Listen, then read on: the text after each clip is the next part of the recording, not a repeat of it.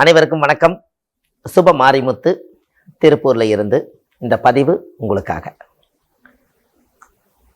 ரேவதி நட்சத்திரக்காரர்களை பத்தி இன்னைக்கு நான் பேச போறேன். இன்னைக்கு ஒரு அற்புதமான ஒரு சூட்சமத்தை இன்னைக்கு உங்களுக்கு நான் சொல்ல போறேன். இந்த ரேவதி நட்சத்திரம் இருக்கிறதுலேயே கடைசி நட்சத்திரம், 27வது நட்சத்திரம். அவங்க பாருங்க, தாயுடைய கருவறையில இருந்து தொப்புள் கொடி அறுக்கும் போது ரேவதி நட்சத்திரத்துல ஒருவர் பிறந்தா ஜாதகத்தை எடுத்து பாருங்க, புதன் திசையில தான் அவங்க பிறந்திருப்பாங்க. புதன் என்பது என்ன? புத்தி, அறிவு, கல்வி, ஞானம், வித்தை எல்லாம் புதன் தான். அந்த நட்சத்திரத்துல அவங்க பிறந்திருப்பாங்க. அவங்க வாழ்க்கையில அவங்களோட வாழ்க்கையில பாத்தீங்கன்னா அடுக்கடுக்கா 27 மாடி வச்சு கீழே தான் அவங்க நிக்கி. ரேவதி கடைசியில கீழே வந்துடும். அப்ப எல்லா சுமையும் அவங்க தான் சுமப்பாங்க, எல்லா கஷ்டத்தையும் அவங்களே எடுத்துக்குவாங்க. இந்த ரேவதி நட்சத்திரக்காரர்களுக்கு மட்டும் அந்த ஒரு பாக்கியம். அவங்களும் சுமையோடவே வாழ்ந்துட்டு இருப்பாங்க கடைசி வரைக்கும். கும்பிடாத சாமி இல்லை, சுத்தாத இடம் இல்லை, எண்ணாத பணம் இல்லை, எல்லாமே இருக்கும். ஆனால் கஷ்டங்கள் மட்டும் அவங்கள விட்டு போகவே போகாது. எப்போ கேட்டாலும் எனக்கு சுமையே குறைய மாட்டேதும்பாங்க. அப்போ கண்டிப்பாக உங்களுடைய வாழ்க்கையில் ஒரு நல்லது நடக்கணும் அல்லவா? அப்போ ரேவதி நட்சத்திரக்காரர்களுக்கு சிறு வயசில் ரொம்ப கஷ்டம். அவங்களுக்கு ஒரு திருமணம் ஆகி அந்த இடத்துக்கு போனதுக்கு அங்கேயும் கஷ்டம். அங்கே போயும் குழந்தைகள்லாம் பிறந்ததுக்கு அப்புறம் சுமைகளை செவந்துக்கிட்டே இருக்கக்கூடிய ஒரே நட்சத்திரம் ரேவதி தான். அப்போ இந்த ரேவதி நட்சத்திரக்காரருடைய வாழ்க்கையில் என்னைக்குத்தான் நம்ம தெளிவாகும் அப்படின்னு ஒரு கணக்கு இருக்கும் இல்லையா? எல்லாத்தினாலையும் தெளிவு கண்டிப்பாக கிடைக்கும். யாரா இருந்தாலும் தெளிவு கட்டாயம் கிடைக்கும். ஜாதகத்தில் இருக்கக்கூடிய நட்சத்திரத்தினுடைய தோஷங்களை நம்ம சரிப்படுத்தி விட்டால் கட்டாயம் நல்லா இருக்கும். அப்போ ரேவதி நட்சத்திரக்காருக்குன்னு ஒரு நட்சத்திரம் இருக்குது. அந்த நட்சத்திரக்காரை பிடிச்சிட்டாங்கன்னா அவங்களுடைய வாழ்க்கை சிறப்பாக இருக்கும். அப்போ இது யாரு என்னங்கிறது உங்களுக்கு தெரியணும் அல்லவா?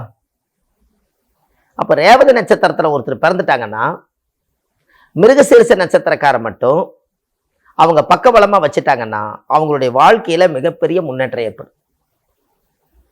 தெய்வத்தினுடைய அனுகூல நட்சத்திரம் மிருகசீரிஷ நட்சத்திரம். ரேவதி நட்சத்திரத்தில் மீனராசியில் பிறந்துக்கிறவங்களுக்கு மிருகசீரிஷ நட்சத்திரம் தான் தெய்வ துணையுள்ள நட்சத்திரம்.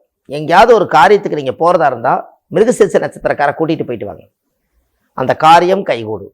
ஒரு கடன் கேட்க போகிறீங்க, ஒரு தொழில் செய்ய போகிறீங்க, ஒரு பக்கம் ஒரு திறப்பு விழா ஓப்பன் பண்ண போகிறீங்க, மிருகசீரிஷ நட்சத்திரக்காரை வச்சீங்க.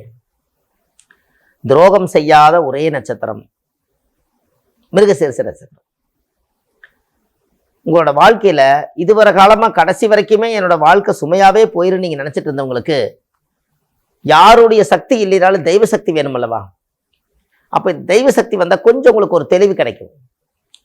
அந்த நட்சத்திரக்காரர் அவ்வளவு சுலபமாக கிடைக்க மாட்டாங்க, அவ்வளவு சீக்கிரம் நம்ம கூட நட்பு வச்சுக்க மாட்டாங்க. நாம தான் அவங்கள போய் வாலின்றியா, இது ஒரு தெய்வ அனுகூல நட்சத்திரம், இவங்களை நம்ம பகிச்சக்கூடாது, இவங்க மானசீகமாக தெய்வமாக அவங்கள பார்க்கணும், கையெடுத்து கும்பிடணும், அவங்களுக்கு ஒரு சாப்பாடு கொடுக்கணும், ஒரு டீ வாங்கி கொடுக்கணும், உங்களுக்கு ஒரு ட்ரெஸ் கொடுக்கணும், நம்மளோட அவங்க ஒரு அணுகுமுறை இருக்கணும் அப்படின்னு நீங்கள் ஒரு திட்டம் போட்டு செய்தால் மட்டும்தான் இங்கே இந்த நட்சத்திரக்காரர்களோட உங்களுக்கு எல்லா சகல காரியம் நடக்கும். அப்போ இதெல்லாம் நாசூக்காக நீங்கள் செய்தீங்கன்னா தான் உங்களுடைய வாழ்க்கையில் ஒரு மிகப்பெரிய முன்னேற்றம் ஏற்படும். நீங்கள் ரேவதி நட்சத்திரத்தில் ஒருத்தர் பிறந்துட்டாங்கன்னா நீங்கள் ஒரு கஷ்டத்தை எல்லாத்தையும் விட்டுட்டு நீங்கள் ஒரு தெளிவான ஒரு எண்ணத்துக்குள்ளே வரணும்னா உங்களுக்கு சாதகமான நட்சத்திரம் கூட வந்தால் எதுக்கு உங்களுக்கு கஷ்டமெல்லாம் வருது? உங்களுடைய வாழ்க்கையில் இதுவரைக்கும் கஷ்டமெல்லாம் இன்னையோட போயிடுச்சு, இனிமேல் இவங்க இருக்காங்க பார்த்துக்குவாங்கன்னா கண்டிப்பாக அவங்க நட்சத்திரக்காரர் நீங்கள் பக்கத்தில் வச்சுருந்தீங்கன்னா வேலை செய்யும். இந்த ரேவதி நட்சத்திரத்தில் ஒருத்தர் பிறந்தா மீனம் என்பது கடல். கடல் மணல் வீட்டில் என்னைக்கு வச்சிருங்க.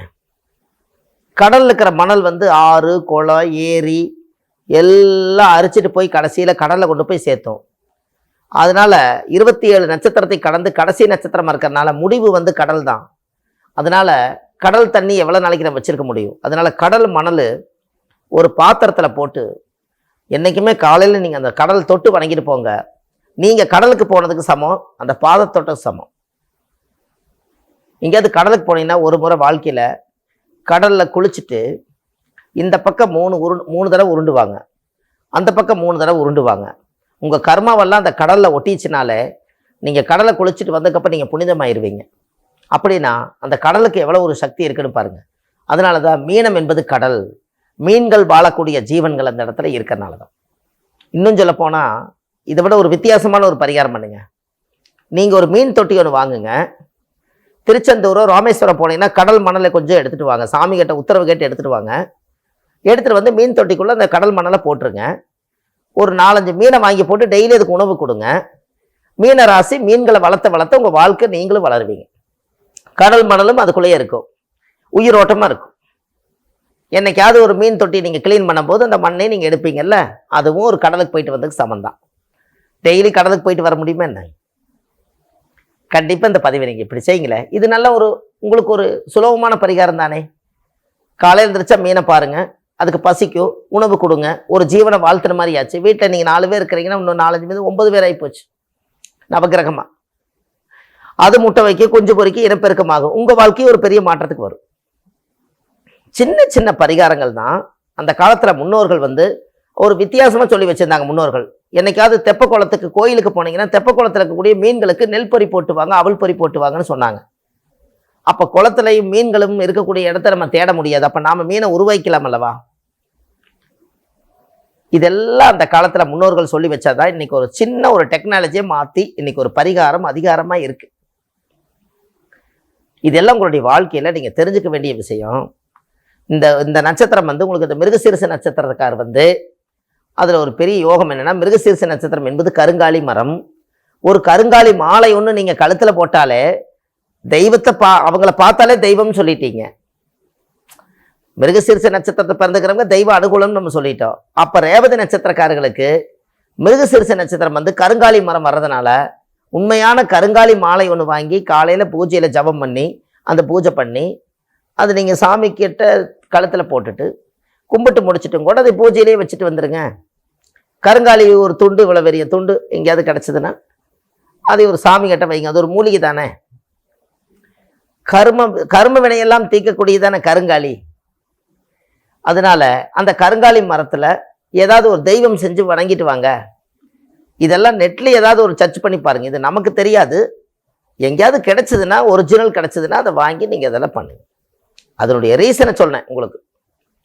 அப்போ கருங்காலியில் அந்த காலத்தில் உங்களுக்கு பார்த்துருக்கீங்களா, இந்த ஜக்கம்மா குறி சொல்லுவாங்க. அவங்க எப்படி சொல்கிறாங்க? ஆனால் படப்பட சொல்லிடுவாங்க.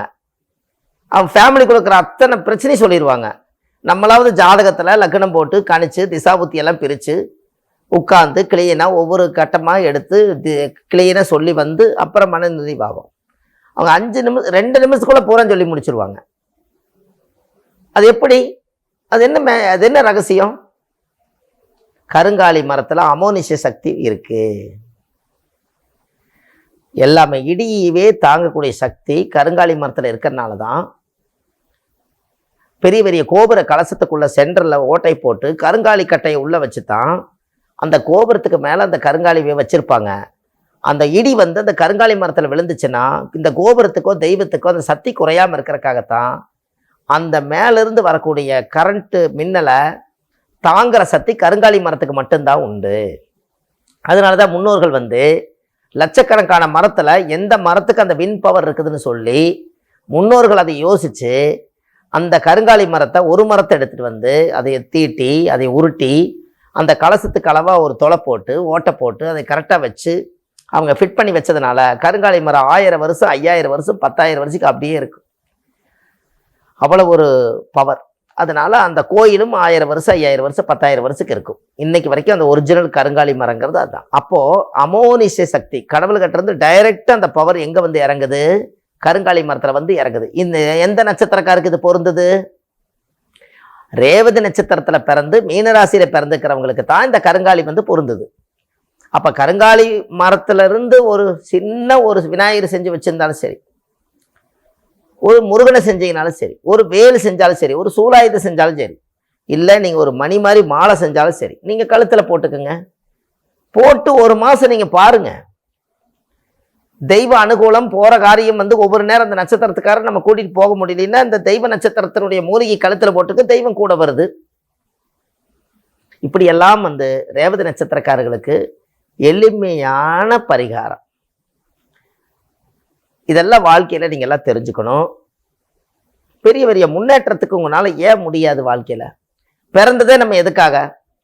முற்பிறவியில் செய்த பாவத்தை இந்த பிறவியில மனித பிறப்பெடுத்து இருக்கிற கர்ம வினையெல்லாம் நம்ம தீர்த்து நாமளும் புனிதம் அடைஞ்சு நம்ம சந்ததிகளுக்கும் இந்த கர்ம வினையெல்லாம் தீர்த்து அவங்களையும் வாரிசுகளை புனிதப்படுத்தி இந்த ஆத்மா புனித ஆத்மாவா நம்மளுக்கு இந்த பூலோகத்தை விட்டு போறக்காகத்தானே முதல் பிறப்பெடுக்கிறோம்.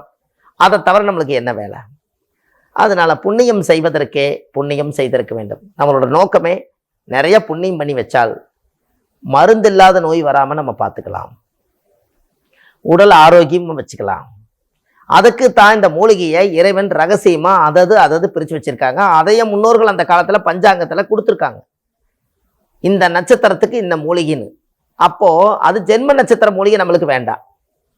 உங்க நட்சத்திரத்துக்கு சாதகமான நட்சத்திரம், தெய்வ அனுகூல நட்சத்திரத்தினுடைய மூலிகை வச்ச தெய்வமே அங்க வருமல்ல. நம்ம தான் ஜென்ம நட்சத்திரமா போயிட்டுமே, ஜென்மத்தை இயக்கி நீங்க என்ன பண்ண போறீங்க? அதனாலதான் உங்க வாழ்க்கையில ஒரு பெரிய ஒரு முன்னேற்றம் காத்துட்டு இருக்குது. கண்டிப்பா இது உங்களோட போகாம ரேவதி நட்சத்திரத்துல பிறந்துக்கிறவங்க கண்டிப்பா உங்க வாழ்க்கையில இருப்பாங்க. அவங்களுக்கு இந்த பதிவை அனுப்புங்க. அவங்களுக்கும் ஒரு தெய்வ அனுகூலமான ஒரு மாலை வாங்கி கழுத்துல போடுவாங்க. ஒரு முருகர் சிலை ஏதோ ஒன்று கருங்காலியில் செஞ்சு வைப்பாங்க. இந்த பதிவை அனுப்பலைன்னா அவங்களுக்கு தெரியாமலே போயிடும். உங்களுடைய வாழ்க்கையில் இன்னமும் நீங்கள் நல்லா இருப்பீங்க. ஆன்லைன்லேயே நான் ஜாதகம் பார்க்குறேன். உங்களுடைய வாழ்க்கையில் ஒரு மிகப்பெரிய முன்னேற்றங்கள் எல்லாம் உங்கள் ஜாதகத்தை சுத்தப்படுத்தி வச்சுக்கோங்க. உங்கள் வாழ்க்கையில் நீங்கள் பிறக்கும் போது என்ன கர்மாவை நீங்கள் கொண்டு வந்தீங்களோ அதை கண்டுபிடிங்க. அந்த கர்மவினை தீக்கிறதுக்கு என்ன வழிங்கிற ஜாதகத்தில் கட்டாயம் தெரியும். அதை ஒரிஜினலாக அதை நிவர்த்தி பண்ணிட்டீங்கன்னா வாழ்வது ஒரு முறை, வாழ்த்தட்டும் தலைமுறை என்று சொல்லி அடுத்த பதிவில் உங்களை சந்திக்கிறேன். சுப மாரிமுத்து, திருப்பூர்லிருந்து. நன்றி, வணக்கம்.